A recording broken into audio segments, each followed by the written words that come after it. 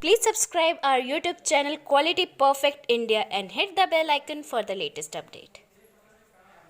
Hello friends, मैं हूं जगदीश प्रसाद और आप देख रहे हैं आपका अपना चैनल क्वालिटी परफेक्ट इंडिया। आप सभी को इस चैनल पर स्वागत है। आज का जो हमारा टॉपिक है वह है कि प्रोडक्शन इंजीनियर जब इंटरव्यू देने के लिए जाता है तो उसको कैसे फेस करना चाहिए इंटरव्यू के, उसके बारे में हम आज बात करेंगे। इसके पहले हमने क्वालिटी इंजीनियर के बारे में जिक्र किया था, तो बहुत सारे हमारे व्यूअर्स है उनको रिक्वायरमेंट थी कि आपको प्रोडक्शन इंजीनियर के बारे में भी आपको वीडियो बनाना चाहिए। तो दोस्तों इस सेशन में हम जानेंगे कि सबसे पहले हम जानेंगे कि यदि इंटरव्यू का मैसेज आपके पास आ जाता है तो इंटरव्यू में जाने के पहले आपको किस तरह से तैयारी करके जाना है। उसके बाद हम बात करेंगे कि एक प्रोडक्शन इंजीनियर के लिए आपको बेसिक नॉलेज क्या क्या होना चाहिए। इसके बाद हम बात करेंगे कि टेक्निकल नॉलेज क्या क्या होना चाहिए और लास्ट में हम बात करेंगे कि जो जनरली क्वेश्चन पूछा जाता है इंटरव्यू के समय में उसका क्या क्या क्वेश्चन होते हैं, यह सब चीज हम जिक्र करेंगे आज के सेशन में। तो दोस्तों आइए शुरू करते हैं। तो दोस्तों सबसे पहले हम बात करते हैं कि इंटरव्यू का लेटर जब आपके पास आ जाता है, आप प्रोडक्शन इंजीनियर है और आपके पास इंटरव्यू का लेटर आ जाता है, तो इंटरव्यू में जाने के पहले आपको क्या क्या तैयारी करके जाना है इसके बारे में पहले हम बात करेंगे। इसमें है कि सबसे पहला पॉइंट है रिज्यूम का। रिज्यूम आपका अपडेटेड और इफेक्टिव होना चाहिए। अपडेटेड का मतलब कि जिस डेट को आप जा रहे हैं उस डेट तक आपका रिज्यूम अपडेटेड होना चाहिए। इफेक्टिव का मतलब यह होता है कि जब रिज्यूम आप बनाइए तो एक गुड रिज्यूम होनी चाहिए, उसमें जो भी वर्ड आप डाल रहे हैं उसके बारे में आपको नॉलेज होना चाहिए। बहुत सारे कैंडिडेट क्या करते हैं कि दूसरे का रिज्यूम जो है कॉपी पेस्ट कर जाते हैं। आप कॉपी पेस्ट कीजिए लेकिन जो भी वर्ड आप उसमें लिख रहे हैं उसके बारे में नॉलेज आपको होना चाहिए, अदरवाइज आपका इंटरव्यू खराब हो सकता है। तो दोस्तों क्योंकि जो इंटरव्यू लेने वाला है वो आपके बारे में जानता नहीं है, वह जो भी क्वेश्चन करेगा आपको रिज्यूम से क्वेश्चन करेगा, इसलिए आप जो भी वर्ड डाल रहे हैं रिज्यूम में ईच एंड एवरीथिंग आप पढ़ लीजिए कि क्या क्या उसका डाल रहे हैं और क्या क्या उसका अगर क्वेश्चन पूछा जाता है तो क्या क्या आपको जवाब देना है। दूसरा जो पॉइंट होता है कंपनी का इंफॉर्मेशन, यानी कि जिस कंपनी में आप इंटरव्यू देने जा रहे हैं उस कंपनी के बारे में थोड़ा बेसिक नॉलेज आपको होना बहुत जरूरी है। आपका बेसिक इंफॉर्मेशन का मतलब ये हुआ कि आप इंटरनेट पे देख सकते हैं कि वह कंपनी जो है उसका नेचर ऑफ प्रोडक्शन क्या है, उसके कस्टमर कौन कौन सा है। यदि इंटरनेट से आप नहीं देख पाते हैं तो जो भी कंपनी में एम्प्लॉय है किसी एक से आप उससे इंफॉर्मेशन ले सकते हैं, क्योंकि हो सकता है कि आप कंपनी के बारे में वो पूछ दे कि आप हमारे कंपनी को कैसे जानते हैं। तो आप जो भी कंपनी के बारे में जानते हैं वो आप बताएंगे तो इंटरव्यू लेने वाले आपके प्रति एक पॉजिटिव थिंकिंग आ जाएगा। और इतना जान लीजिए कि एक बार पॉजिटिव थिंकिंग आपके बारे में आ गया तो आपका अगर इंटरव्यू थोड़ा बहुत अगर गलत भी हो जाता है तो आप वो इंटरव्यू लेने वाला उसको इग्नोर कर देता है और हमेशा आपके पॉजिटिव आपके बारे में सोचने लगता है। तीसरा जो पॉइंट है वह है ड्रेस कोड का। दोस्तों ड्रेस कोड बहुत ही इंपॉर्टेंट फैक्टर होता है यदि आप इंटरव्यू देने जा रहे हैं। तो यदि आप मेल हैं तो जो शर्ट पहने वह व्हाइट कलर का होना चाहिए या फिर हल्का लाइनिंग वाला होना चाहिए। पैंट जो पहने वो ब्लैक कलर का होना चाहिए या डार्क कलर का होना चाहिए। और जो शू पहन रहे हैं वह ब्लैक या फिर ब्राउन होनी चाहिए। दोस्तों आप कभी भी रंग बिरंग के आप टी शर्ट या ड्रेस पहन के ना जाइए, क्योंकि आपका इंप्रेशन जो फर्स्ट इंप्रेशन लास्ट इंप्रेशन होता है जब आप इंटर करते हैं तो आपको पता नहीं रहता है, एक नजर इंटरव्यू लेने वाला आपके ऊपर जरूर डालता है और उसका मार्किंग कर देता है जो कि आपको पता नहीं चलता है। यदि आप फीमेल हैं तो जो भी सूट पहन के जा रहे हैं तो वो पत्तेदार या बहुत सारा कलरफुल नहीं होनी चाहिए, 2 या 3 कलर से ज्यादा नहीं होनी चाहिए। तो आपको ड्रेस कोड बहुत इंपॉर्टेंट होता है यदि आप इंटरव्यू देने जा रहे हैं तो। और शर्ट का जो बटन है वह यहाँ कलर तक अच्छे ढंग से बंद होनी चाहिए और जो हाथ का जो कलाई है इसका भी बटन बंद होनी चाहिए। आप जो कॉलेज में पहन के जाते थे sports shoes sandal T shirt ये सब पहन के नहीं जाइए। दोस्तों जो फोर्थ पॉइंट है वो फॉर्म फिलअप करना है। जब आप इंटरव्यू के लिए पहुंचते हैं तो वहां पे यदि कोई अच्छी कंपनी है तो फॉर्म फिलअप जरूर करवाती है। फॉर्म फिलअप करने में आपको क्या होता है कि जो भी आपका पर्सनल डाटा है उसको उसके उसके फॉर्मेट में भरना पड़ता है। जैसे कि आपका एजुकेशन क्या क्या है, उस जो भी आपका क्वालिफिकेशन उसमें परसेंटेज क्या आया था, आपका फैमिली बैकग्राउंड क्या है, आपका लास्ट जो कंपनी में काम किया उसका एक्सपीरियंस कितना है, सभी चीज डिटेल आपको भरना पड़ता है। दोस्तों एक्चुअली क्या होता है जो आप रिज्यूम में हो सकता है कुछ हाइड किए हों, उस पॉइंट को कंपनी चाहती है कि आप उसके जो उनका फॉर्म है उसके अनुसार आप आपका अपना इंफॉर्मेशन दे। तो आप पहले से ही तैयारी करके जाइए और उस जिससे कि आपको जो टाइम वेस्ट हो वो नहीं हो। दोस्तों जो फिफ्थ पॉइंट है वह है कॉमन क्वेश्चन इन इंटरव्यू। देखिए कोई भी इंटरव्यू देने जाता है तो कुछ ऐसे क्वेश्चन होते हैं जो कि लगभग पूछे ही जाते हैं इंटरव्यू के समय में। तो ऐसे क्वेश्चन को पहले से ही आप प्रिपेयर्ड होकर के जाइए जिससे कि आपको कोई किसी भी तरह का हेजिटेशन न हो और फ्रैंकली आप उनको क्वेश्चन का आंसर दे सके। यह क्वेश्चन क्या क्या होता है इस सेशन के लास्ट में हम बात करेंगे। ये जो 5 पॉइंट जो हुआ आपका हुआ कि इंटरव्यू देने के पहले आपको तैयारी करके जाना है। आइए दोस्तों हम बात करते हैं कि एक सक्सेसफुल प्रोडक्शन इंजीनियर के लिए या एक सक्सेसफुल प्रोडक्शन सुपरवाइजर के लिए बेसिक नॉलेज क्या क्या होना चाहिए इसके बारे में सबसे पहले हम बात करते हैं। पहला जो बेसिक नॉलेज है वो 5S का। 5S क्या है? देखिए यदि आप किसी ऑटोमोटिव सेक्टर में काम करते हैं तो आप सही ढंग से अवेयर होंगे 5S के बारे में। फिर भी मैं यहाँ पे बता देता हूँ 5S एक जैपनीज कॉन्सेप्ट है जिसमें हम 5 सिंपल स्टेप यूज करते हैं और हमारा जो वर्क प्लेस है उसको एक गुड एटमॉस्फेयर में कन्वर्ट कर देते हैं। इस 5S में एक्चुअली 5 अक्षर जो होता है जैपनीज वर्ड वो एस से बनता है, इसलिए इसे हम 5S कहते हैं। दोस्तों आइए हम बात कर लेते हैं कि 5S का जो 5 वर्ड जो होता है क्या क्या होता है। देखिए पहला अक्षर जो होता है सेरी का मतलब होता है सॉर्टिंग करना यानी छटाई करना। यानी कि जहां भी आप काम करते हैं सबसे पहले तो आपका पहला स्टेप है कि जो भी अननेसेसरी चीज है और नेसेसरी चीज है उसको अलग अलग कर दीजिए और अननेसेसरी चीज को हटा दीजिए। केवल वहां पे रखना है आपको नेसेसरी चीज को। तो सबसे पहला जो अक्षर होता है सेरी का जिसका मतलब होता है सॉर्टिंग करना, छटाई करना। दूसरा जो एस होता है सीटोन का मतलब होता है कि सिस्टमेटिक अरेंजमेंट। यानी कि जहां पे आपने जब छटाई कर लिया तो जो भी नेसेसरी चीज है उसको सिस्टमेटिक ढंग से रखना सीटोन कहलाता है, जिसका आपको मीनिंग होता है कि सिस्टमेटिक ढंग से अरेंजमेंट करना। तीसरा जो होता है सीसो का मतलब होता है कि क्लीनिंग करना, सर सफाई करना। यानी कि जो भी आप जहां भी काम करते हैं वहां पर हर चीज को सफाई करके रखना है। यह तीसरा एस होता है। जो फोर्थ स्टेप है वह है सिकेत्सु, जिसका इंग्लिश में वर्ड मीनिंग होता है स्टैंडर्डाइज करना। यानी कि आपको सभी चीज को मेंटेन करने के लिए आप एक स्टैंडर्ड बनाइए और उस स्टैंडर्ड के अनुसार आप वहां का एटमॉस्फेयर को मेंटेन कर सकते हैं। जो लास्ट जो है फिफ्थ है वो शित्सुके है, जिसका मतलब होता है सस्टेन्ड या सेल्फ डिसिप्लिन। यानी कि आपने जब स्टैंडर्ड बना दिया तो खुद उसको फॉलो कीजिए, सेल्फ डिसिप्लिन रहिए और दूसरों को भी प्रोत्साहित कीजिए कि उस स्टैंडर्ड को फॉलो करना। तो दोस्तों यह 5S आप कर करके आप अपने जहां पे काम करते हैं वहां का एटमॉस्फेयर को सही बना सकते हैं जिससे कि काम करने में कोई दिक्कत ना हो। यह रहा आपको 5S। दोस्तों 5S पे हमने वीडियो बनाया है, आप आई बटन से उसको देख सकते हैं या फिर लिंक में हमने डाल रखा है। डिटेल आपको समझना है 5S के बारे में तो आप उसको देख सकते हैं, मैंने एग्जाम्पल के साथ समझाया है। आइए दोस्तों हम बात करते हैं जो हमारा जो सेकेंड पॉइंट है पोकाओके।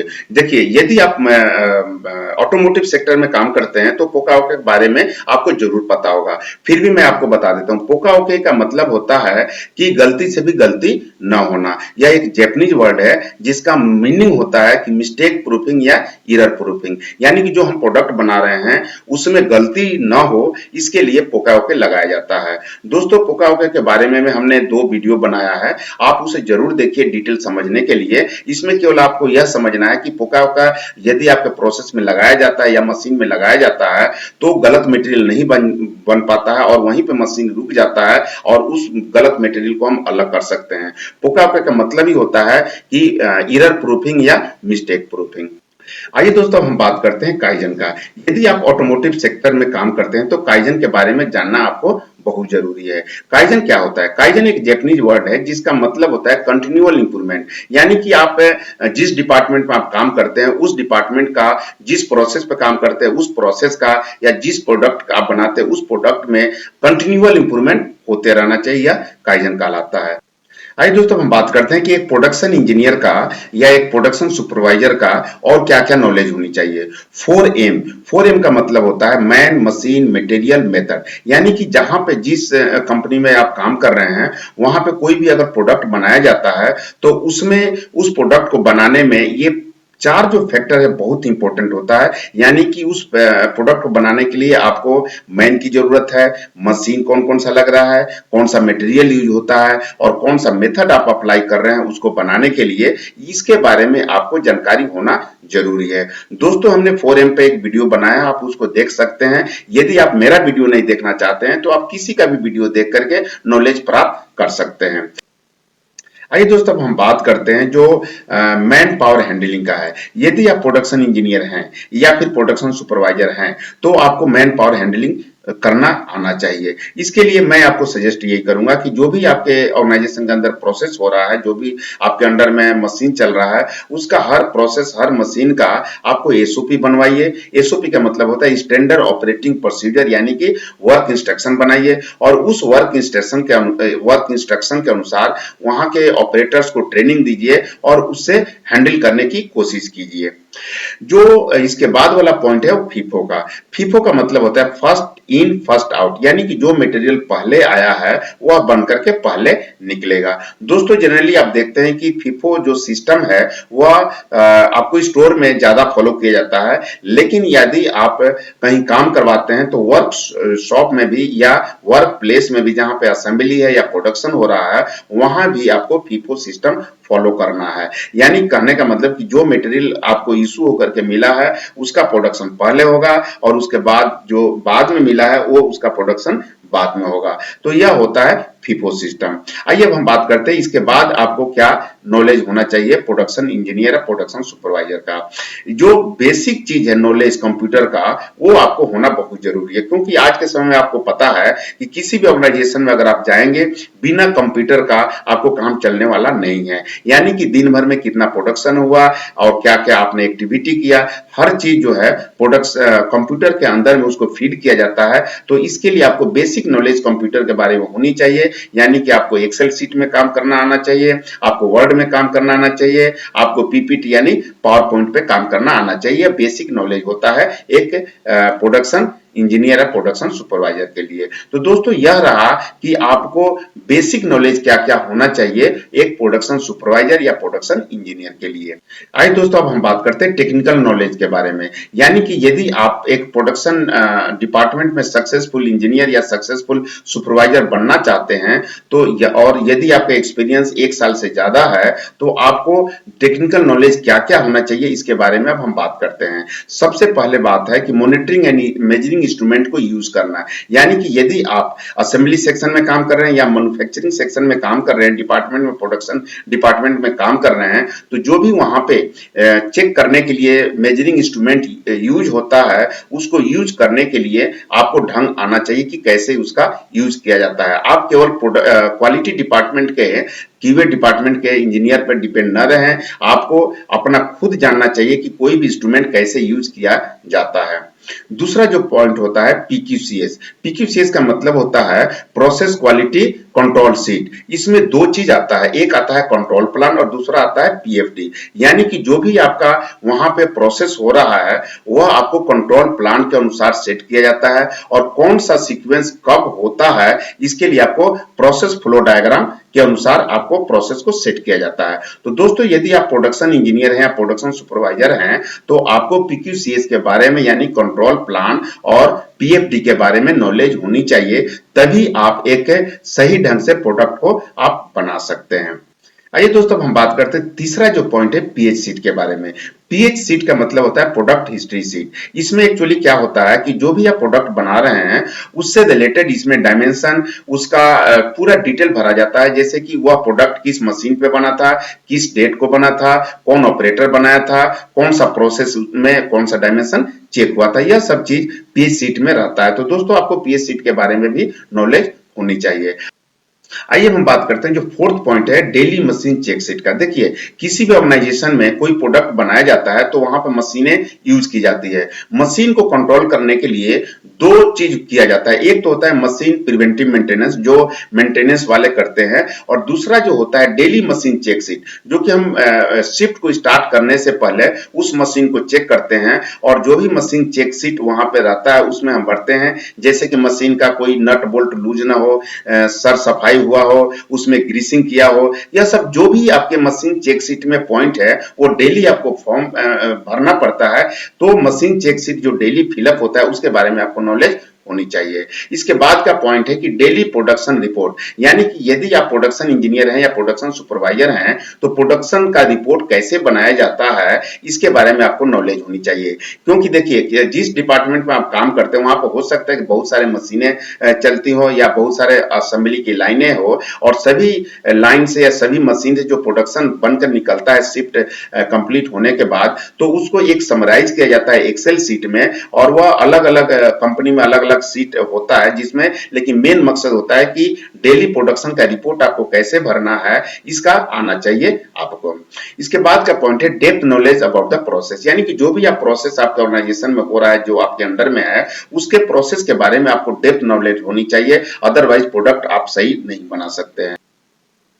आइए अब हम बात करते हैं जो नेक्स्ट पॉइंट है 4M चेंज मैनेजमेंट का। यानी कि दोस्तों यदि 4M यानी कि मैन मशीन मटेरियल मेथड, इसमें अगर कोई चेंजेस किया जाता है तो 4M जो फॉर्म होता है उसमें फिलअप किया जाता है, और यह भी ध्यान रखा जाता है कि 4M जो अगर हम चेंज कर रहे हैं तो उसका क्या इफेक्ट पड़ेगा, यह एक प्रोडक्शन इंजीनियर को और प्रोडक्शन सुपरवाइजर को पता होनी चाहिए।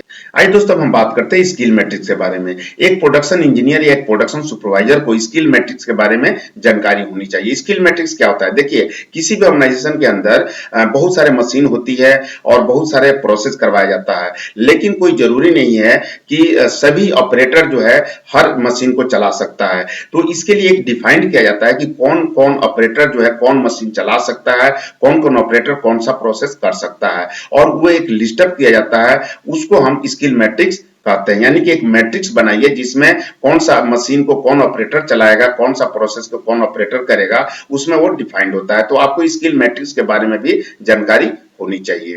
आइए हम बात करते हैं जो कि प्रोडक्शन इंजीनियर का सबसे जो इंपॉर्टेंट होता है वह होता है OEE, यानी ओवरऑल इक्विपमेंट इफेक्टिवनेस, यानी कि आपको OEE निकालना आना चाहिए। OEE क्या होता है? इसमें एक्चुअली में क्या है कि OEE का जो होता है अवेलेबिलिटी मशीन का, परफॉर्मेंस मशीन का, और क्वालिटी जो प्रोडक्ट निकल रहा है वह कितना निकल रहा है, इसको जब हम मल्टीप्लाई करते हैं तो OEE बनता है। दोस्तों इसमें बहुत सारे फैक्टर्स होते हैं, इसको कैलकुलेशन करने के आपको आना चाहिए। इसके लिए हमने एक वीडियो बनाया है, आप उसको जरूर देखिए, उसमें हमने डिटेल से समझाया है एग्जाम्पल के साथ, आपको किसी तरह से प्रॉब्लम नहीं आएगी। इसको हमने आई बटन से आप देख सकते हैं या फिर आप हमने लिंक में दे रखा है उससे आप देख सकते हैं। आइए दोस्तों जो लास्ट में जो है वह है रिजेक्शन एनालिसिस या डेड बिन एनालिसिस। दोस्तों देखिए आप कितना भी कोशिश कर लीजिए, लेकिन जब शिफ्ट कंप्लीट होता है तो आपको देखते हैं कि कुछ न कुछ पार्ट जो है उस प्रोसेस के दौरान रिजेक्ट हो जाता है, जिसे हम रेड बिन में डाल देते हैं। उस रेड बिन में जो भी पार्ट आपको मिलता है उसको ज्वाइंटली आपको एनालाइज करना पड़ता है, जिसमें आपका क्वालिटी का इंजीनियर, प्रोडक्शन का इंजीनियर और मेंटेनेंस इंजीनियर तीनों मिलकर के ज्वाइंटली उसको एनालाइज करते हैं कि इसमें क्या प्रॉब्लम है। यानी कि यह देखने की कोशिश करते हैं कि उसमें जो भी पार्ट निकला है वह उस पार्ट में कितना रिवर्केबल हो सकता है, कितना उसमें रिपेयर हो सकता है, या फिर कितना इसमें स्क्रैप करना पड़ेगा। यह ज्वाइंटली एनालाइज किया जाता है, जिसे हम रिजेक्शन एनालिसिस या रेड बिन एनालिसिस कहते हैं। और जो भी उसमें करेक्टिव एक्शन होता है उसके बाद लिया जाता है कि किस प्रॉब्लम के लिए कैसा करेक्टिव एक्शन होना चाहिए। तो दोस्तों यह जो हमने आपको बताया यह टेक्निकल नॉलेज है एक प्रोडक्शन इंजीनियर के लिए, जो कि सुपरवाइजर के लिए यदि वो सक्सेसफुल इंजीनियर बनना चाहता है। तो इसके बाद भी बहुत सारे पॉइंट्स होते हैं जो यदि आपका एक्सपीरियंस 3-4 साल से ज्यादा हो जाता है तो और भी पॉइंट होता है जो कि हम नेक्स्ट वीडियो में यदि आप चाहेंगे तो उस पर हम डिस्कस करेंगे। आइए अब हम बात करते हैं जो कॉमन क्वेश्चन हर एक इंटरव्यू में पूछा जाता है। जनरली हो सकता है कि इसमें हमने जो पॉइंट दिया है क्वेश्चन किसी कोई इंटरव्यू में बहुत एक दो क्वेश्चन पूछा जाए, या हो सकता है कि सभी क्वेश्चन पूछा जाए।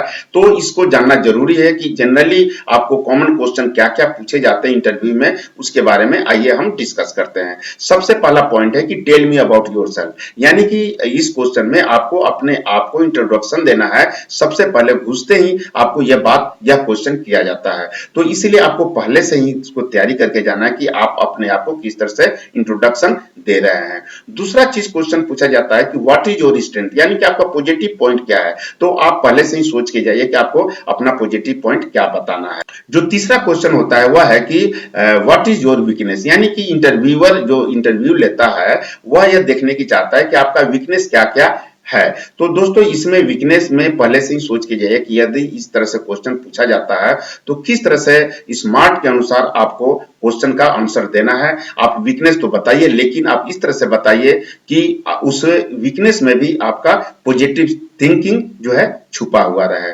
इसके बाद क्वेश्चन आता है कि why should I hire you, यानी कि आपको हम क्यों रखें। तो इसका भी तैयारी करके आप जाइए कि आप क्यों वहां पे जाना चाहते हैं, इसके लिए आपको किस तरह से आंसर देना है, इसका भी तैयारी करके आप जाइए।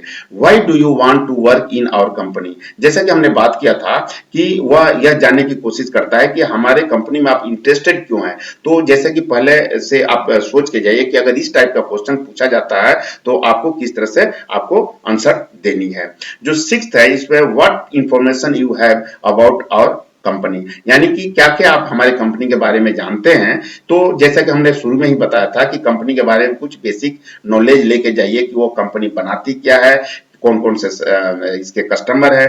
तो उसका यह इफेक्ट पड़ता है कि आपके प्रति इंटरव्यू लेने वाले को एक पॉजिटिव थिंकिंग आ जाती है कि हमारी कंपनी के बारे में भी इसको पता है। जो सेवेंथ क्वेश्चन है वह है कि why are looking for a job, ये बहुत इंपॉर्टेंट क्वेश्चन है और लास्ट में यह क्वेश्चन पूछा ही जाता है कि आप जॉब चेंज करना क्यों चाहते हैं। तो दोस्तों मैं तो सजेस्ट यही कहूंगा कि कभी भी आप इस टाइप का क्वेश्चन को फेस कर रहे हैं तो कभी भी आप पिछले कंपनी का शिकायत या जो भी प्रॉब्लम आपने फेस किया है उसको आप जिक्र न करें। केवल आप पॉजिटिव थिंकिंग रखें कि हमने यह चेंज इसलिए करना चाहते हैं कि हमारा कैरियर जो है वो अच्छा करना चाहते हैं। तो इस टाइप का आप आंसर दे सकते हैं अपने कैरियर से रिलेटेड। आप पहले कंपनी का कभी भी शिकायत न करें। जो 8 क्वेश्चन होता है वह है जो फाइनली पूछा जाता है कि what is your salary expectation, यानी कि यह जब इंटरव्यू कंप्लीट हो जाता है तो यह क्वेश्चन किया जाता है। जनरली हमने देखा है कि यदि आपका इंटरव्यू सक्सेसफुल होता है तो यह क्वेश्चन जरूर पूछा जाता है। तो जो भी आपका सैलरी जो एक्सपेक्टेशन है वो आप यहाँ बता सकते हैं। तो दोस्तों यह एक वीडियो रहा जो कि एक प्रोडक्शन इंजीनियर या प्रोडक्शन सुपरवाइजर के बारे में हमने पूरा डिटेल एक्सप्लेन किया कि यदि कहीं से इंटरव्यू आता है तो उसकी तैयारी इंटरव्यू के पहले क्या करना चाहिए, उस प्रोडक्शन इंजीनियर को क्या क्या बेसिक नॉलेज होनी चाहिए और उसको टेक्निकल नॉलेज क्या क्या होनी चाहिए। और हमने यह भी बात किया कि इंटरव्यू में कॉमन क्वेश्चन क्या क्या पूछा जाता है। यदि हमारा यह वीडियो आपको पसंद आता है तो आप इसे लाइक करें और यदि आप नए हैं तो सब्सक्राइब करके बेल आइकन जरूर दबाएं, जिससे कि हमारे नए आने वाले वीडियो आपको इंटीमेशन दे जाए। और यदि हमारा यह वीडियो आपको पसंद आता है तो आप अपने दोस्तों के साथ भी इसे शेयर करें, जिससे कि उन्हें भी कुछ सीखने का मौका मिले। दोस्तों नेक्स्ट वीडियो तक आप सभी से इजाजत चाहता हूं। Thank you so much.